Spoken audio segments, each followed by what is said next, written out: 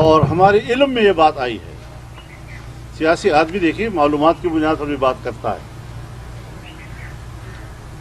Notice لینا چاہیے اداروں کو کیا ہماری یہ خبر غلط ہے یا صحیح ہے، لیکن چھپانے کی ضرورت نہیں ہے کہ retired chief justice Saqib Nisar اور ریٹائرڈ جنرل فیض حمید اس وقت بھی عمران خان کے لیے لابنگ کر رہے ہیں اور مصروف عمل ہیں. بسم اللہ الرحمن الرحیم. السلام علیکم ناظرین، فرواز NB نیوز کے پلیٹ فارم سے میں آپ کا میزبان نواز بھٹو آپ کی خدمت میں حاضر. ناظرین، گزرتا ہر پل عمران خان کے خلاف بہت بھیانک ہوتا جا رہا ہے اور آنے والا ہر پل جو ہے وہ اتنا خطرناک ہوتا جا رہا ہے کہ عمران خان کے گرد گھیرا انتہائی تنگ ہوتا محسوس ہو رہا ہے.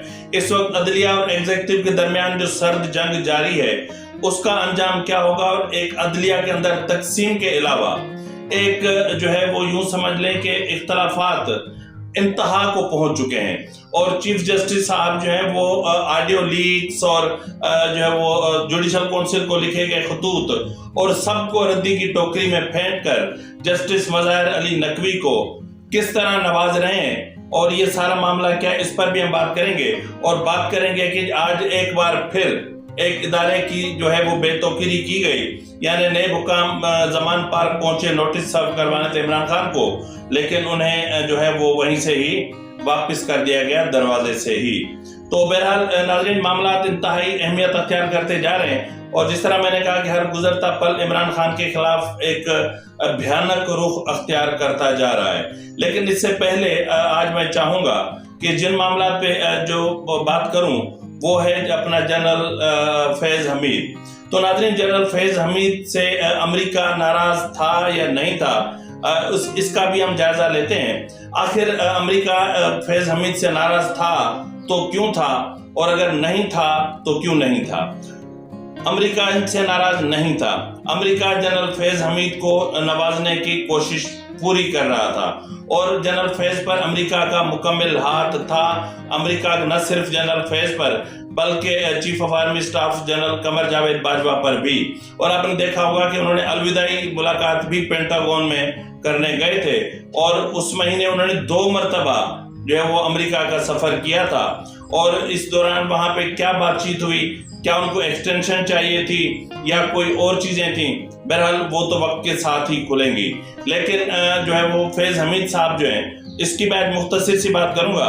اتنا آپ کو بتا سکتا ہوں کہ فیض حمید نے اپنے دور میں 30 ایسے افسران بھرتی کرائے تھے جن کو بعد میں وہ ٹول کے طور پر استعمال کرتا رہا.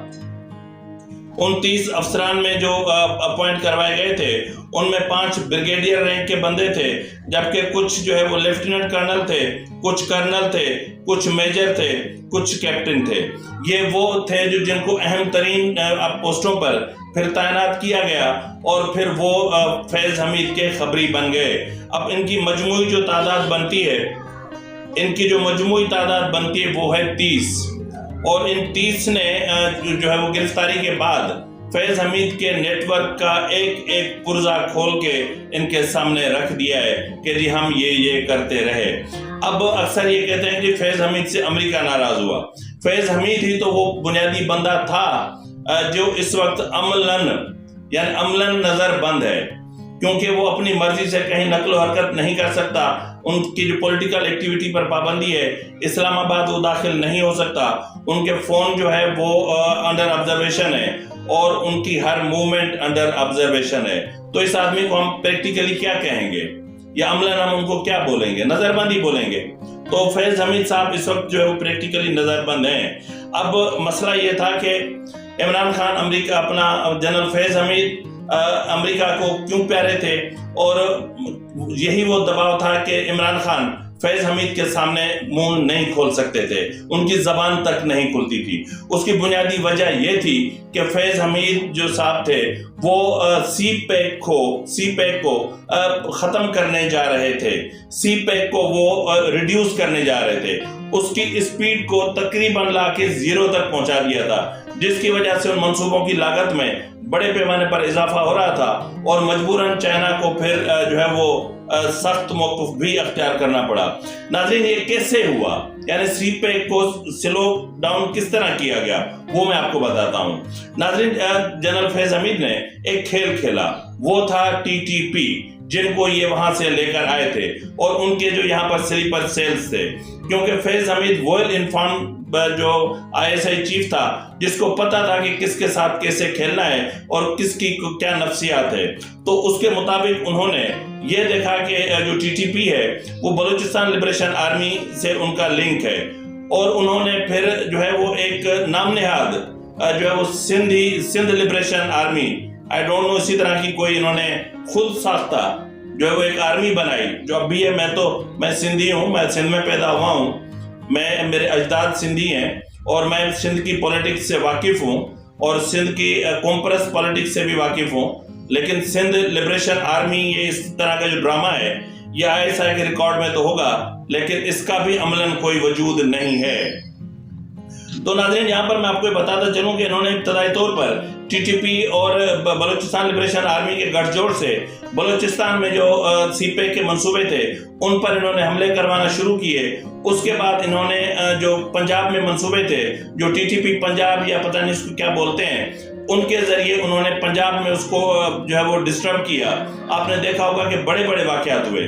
उसके बाद जो है इन्होंने सिंधी लिबरेशन आर्मी या सिंध लिबरेशन आर्मी, एक सो कॉल्ड जो इन्होंने बनाई थी नाम नेहाद, ये अपने मकासद के लिए कुछ भी बना सकते हैं। तो बहरहाल उन्होंने जो वो सिंध लिबरेशन आर्मी बनाई, उसके नाम से इन्होंने दो चीजें की।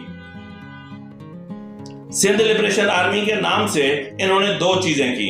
एक तो इन्होंने कॉम्परस सियासत को उभारने की कोशिश की, और उसमें इंतहा पसंदी का जो फैक्टर है वो लाने की कोशिश की, और इसके नाम पर CPEC मंसूबों पर इन्होंने अटैक करना शुरू कर दिए।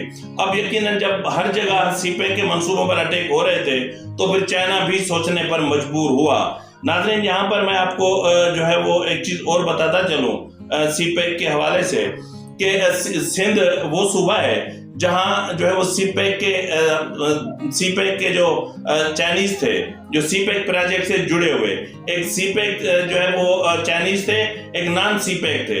यानी नॉन CPEC वो थे, वो चाइनीज थे जिनको लोकल कॉन्ट्रैक्टर्स ने की मदद से वहां से मंगवाया गया था, और CPEC चाइनीज वो थे जो ऑफिशियली प्रोजेक्ट्स के साथ आए थे। तो फिर ये हुआ कि CPEC और नॉन CPEC की सिक्योरिटी का इशू पैदा हो गया। अब वो सिक्योरिटी का इशू इसलिए पैदा हुआ कि इनकी गंदी हरकतों की वजह से, यानी ये फैक्ट बता रहा हूँ, वजारत दाखिला की, महकमा दाखिला सिंध की एक रिपोर्ट की बुनियाद पे बता रहा हूँ। उस वक्त मैं उर्दू अखबार में सीनियर रिपोर्टर की पोस्ट पर काम कर रहा था, और उस वक्त मैंने ये खबर ब्रेक की थी। हमारे यहाँ उस वक्त जो है एक अखबार में ये लीड लगी थी, तो जो है वो उन्होंने बाकायदा शिकायत की थी कि ये किस तरह की हरकतें करते हैं, और जो लोकल सिक्योरिटी एजेंसीज थी उन्होंने भी ये शिकायत की कि बगैर बताए ये निकल जाते हैं गाड़ियों पे बैठकर, और फिर हम इनको ढूंढते रहते हैं। तो बहरहाल CPEC को इस तरह इन्होंने नुकसान पहुंचाया, और इस वक्त अमलन जो फैज़ हमीद साहब हैं वो जो है वो यहाँ पर हैं, अमलन नजरबंद है, और उसके गैंग के 30 जो बंदे हैं वो इस वक्त तहवील में हैं, और उनसे जो है वो तहकीकात की जा रही है। अब आते हैं नाज़रीन इमरान खान की तरफ। तो इमरान खान जो है वो इस वक्त, जिस तरह मैंने कहा कि गुजरता हर पल उसके लिए जो है वो फांसी का फंदा बनता जा रहा है। जिस तरह मैंने अभी आपसे कहा कि नेब की एक टीम थी जो ठोकर न्याज बेग से चली, 2 रुकनी टीम थी, उन्होंने नोटिस सर्व करवाना था, लेकिन उनको गेट पे सिक्योरिटी वालों ने रोक लिया, और बाद में जी वो उनसे कॉपी ली गई, रिसीव करवा के इनको वहीं से भेज दिया गया। यानी दोनों इदारों की बेतौकीरी, बेइज्जती, तजलील, तौहीन देखनी हो आपको तो जाके ज़मान पार्क के गेट पर आप थोड़ी देर बैठ जाएं, और वहां पर आप किसी भी बंदे को पुलिस यूनिफॉर्म में वहां से गुजरता देखें, फिर आप देखें कि इमरान खान ने इन नौजवानों के जहनों में क्या भर दिया है, जहर भर दिया है, नफरत भर दी है। तो इसीलिए मामला जो है वो इमरान खान के बहुत खिलाफ जा रहे हैं। आपको पता है कि उनकी जो जमानत की वारंट की जो मनसूखी की दरख्वास्त थी वो मुअत्तल हो चुकी है। इसके अलावा नाज़रीन साकिब निसार बोल पड़े हैं, ये कमाल की बात है। साकिब निसार साहब ने कहा है कि जी कुछ दिन कबल रात को 8 बजे इमरान खान की कॉल आई थी, اور جو ہے وہ انہوں نے مجھ سے مدد مانگی، میں نے مدد دینے سے انکار کر دیا۔ میں نے ان کو کہا کہ عدلیہ کے خلاف جو تمہارا رویہ ہے وہ ٹھیک نہیں ہے، اس کو ٹھیک کرو ورنہ نقصان ہوگا۔ اور انہوں نے کہا کہ جی جو ہے وہ جو صادق اور امین کا سرٹیفکیٹ کا جو معاملہ ہے، میں نے اس کو مکمل طور پر صادق اور امین تھوڑی کہا تھا، میں نے اس کو تھوڑا سا صادق اور امین قرار دیا تھا، تھوڑا سا۔ حنیف عباسی کیس کی بات کر رہے ہیں، اور ظاہر ہے کہ اب یہ اسٹوری الیکٹرانک میڈیا پر چل چکی ہے، تو اس پر میں زیادہ بات نہیں کروں گا۔ بات میں صرف اتنی کروں گا کہ عمران خان پروجیکٹ کا ایک اور کردار خود بخود کھل کر سامنے آ گیا ہے۔ اب یہ کیوں کھل کر سامنے آیا ہے، اور واٹس ایپ کی ہیکنگ کا جو ڈرامہ ہے وہ کیوں کیا جا رہا ہے؟ کیا ان کے واٹس ایپ سے کوئی بڑی چیزیں لیک ہو چکی ہیں؟ کیا ان کے واٹس ایپ پہ کوئی بہت سارا سازشی مواد موجود تھا جس کی وجہ سے جو ہے وہ ثاقب نثار کو بہت زیادہ پریشانی ہے؟ اور اس کے علاوہ ناظرین ہم بات کریں گے جو ہے وہ عدلیہ کے اندر تقسیم کی، تو اس وقت عدلیہ کے اندر تقسیم پائی جا رہی ہے۔ اس وقت جو ہے وہ ایک جنہوں نے پہلے جو ہے وہ سپریم جوڈیشل کونسل کو ایک درخواست لکھی تھی، اس میں جسٹس مظاہر علی نقوی کے خلاف انہوں نے کرپشن کے ثبوت بھی پیش کیے تھے، جبکہ اس سے پہلے ایک ویڈیو کال آڈیو کال بھی منظر عام پہ آ چکی تھی، اور اس درخواست کے بعد جو ہے وہ مبینہ طور پر فواد چودھری کی ایک ویڈیو کال بھی سامنے آ گئی کہ ٹرک ہائی کورٹ کے باہر کھڑا ہے، اور وہ بھی مظاہر علی نقوی صاحب کے حوالے سے تھی۔ تو اس حوالے سے جو ہے وہ ایک چیف جسٹس کو درخواست لکھی گئی ہے، اس میں چیف جسٹس پر سنگین الزامات عائد کیے گئے ہیں۔ ان کو کہا گیا کہ جب آپ کو کہا گیا تھا کہ یہ ان کا کنڈکٹ ٹھیک نہیں ہے، یہ اپنا کرپٹ پریکٹسز میں ملوث ہیں، اور ان کے خلاف کرپشن کے ثبوت موجود ہیں، اور ان کا معاملہ جو سپریم جوڈیشل کونسل میں اٹھایا جائے، اور جب کسی جج پر اس طرح کے سنجیدہ نوعیت کے الزامات اٹھائے جاتے ہیں تو اس کے بعد ان کو بینچ میں نہیں بٹھایا جاتا۔ لیکن آپ لوگوں نے جو ہے وہ چیف جسٹس عمر آفتاب بندیال سے کہا گیا ہے کہ نہ صرف مظاہر علی نقوی کو آپ نے اپنے ساتھ بٹھایا، بلکہ جسٹس اعجاز الحسن کے ساتھ آپ نے ان کو بینچ بنا کے دیے، اور اپنی مرضی کے کیس آپ نے چلوائے۔ تو یہ معاملہ کیا ہے؟ انہوں نے التجا کی ہے کہ آپ اس معاملے کو ختم کریں، اور ان کو کیسز دینا یا ان کو بینچ میں بٹھانا بند کریں، اور سپریم جوڈیشل کونسل کا اجلاس طلب کریں۔ ناظرین اسی طرح کا ہی لیٹر انہوں نے جو ہے وہ بھیجا ہے جسٹس قاضی فائز عیسیٰ کو، اور دوسرا انہوں نے جو لیٹر بھیجا ہے وہ بھیجا ہے جسٹس طارق مسعود صاحب کو، اور ان میں بھی جو ہے انہوں نے استدعا کی ہے کہ آپ سینئر ممبر جو ہے جوڈیشل کونسل ہیں، تو اس لیے آپ سے التماس کی جاتی ہے کہ یہ چیزیں سامنے ہو چکی ہیں، مظاہر علی نقوی کی، اعجاز الحسن کی، اور یہ ٹرک کی، اور سنگین کرپشن کی، تو آپ بحیثیت سینئر ممبر جوڈیشل کونسل آپ جو ہے وہ جوڈیشل کونسل کا اجلاس بلانے کے لیے اقدامات کریں۔ ناظرین وہ خطوط کیا ہیں وہ اس وقت آپ کی اسکرین پر چل رہے ہوں گے، میں کوشش کر رہا ہوں کہ ان کو سلو چلاؤں تاکہ آپ اس کو پڑھ سکیں، اور آپ ان کو روک کے بھی پڑھ سکتے ہیں۔ تو بہرحال معاملہ عدلیہ کے اندر بہت سیریس ہو چکا ہے۔ سپریم کورٹ میں ایک بڑی تفریق پائی جا رہی ہے، اور اس تفریق کے خاتمے کے لیے کہیں سے بھی کوئی پہل نہیں کر رہا، یہاں تک کہ چیف جسٹس صاحب کی طرف سے بھی کوئی پہل نہیں کی جا رہی، اور چیف جسٹس صاحب کی طرف سے بھی خاموشی ہے۔ یہاں تک کہ آپ نے دیکھا ہوگا جسٹس قاضی فائز عیسیٰ صاحب کا جو معاملہ تھا، رجسٹرار کو طلب کر لیا گیا تھا، تو یہ سزا دی گئی جسٹس قاضی فائز عیسیٰ کو۔ اللہ کی کرنی دیکھیں، آپ نے جو ہے وہ اپنا chief of army staff general Asim Munir کو راستے سے ہٹانے کی کوشش کی، اللہ نے اس کو جو ہے وہ اس مقام پہ بٹھا دیا، کیونکہ یہ میرے رب کا فیصلہ تھا۔ آپ نے پوری کوشش کی کہ کسی بھی طریقے سے قاضی فائز عیسیٰ صاحب کو یہاں تک نہ پہنچنے دیا جائے، لیکن اللہ رب العزت نے اس کو پہنچا دیا۔ تو مسئلہ یہ ہے کہ جب رب کسی کو عزت دینے پہ آئے تو کسی کا کوئی بھی نہیں اس کو روک سکتا۔ یہ میرے رب کا فیصلہ ہے، ایک فیصلے آپ کے ہیں، ایک اس کے ہیں، ایک چال آپ کی ہے، ایک چال اس کی ہے، اور بے شک اس کا فیصلہ حق ہے، اور بے شک اس کی چال بہت مضبوط ہوتی ہے۔ تو آپ کو سوچنا چاہیے، سوچ کے ان چیزوں کو دیکھنا چاہیے۔ اور اس کے بعد جو ہے وہ آپ نے دیکھا ہوگا کہ حکومت اور یعنی ایگزیکٹو اور عدلیہ کے درمیان بھی ایک سرد جنگ چل رہی ہے۔ عدلیہ ایگزیکٹو کو کچھ بھی نہیں سمجھ رہی، یعنی اس حد تک کہ عدلیہ ایگزیکٹو کے درمیان جو ہے اتنے معاملات بڑھ چکے ہیں کہ ایگزیکٹو کی طرف سے کسی بھی قسم کی کوئی درخواست ارسال کی جاتی ہے تو اس کو ردی کی ٹوکری میں پھینک دیا جاتا ہے۔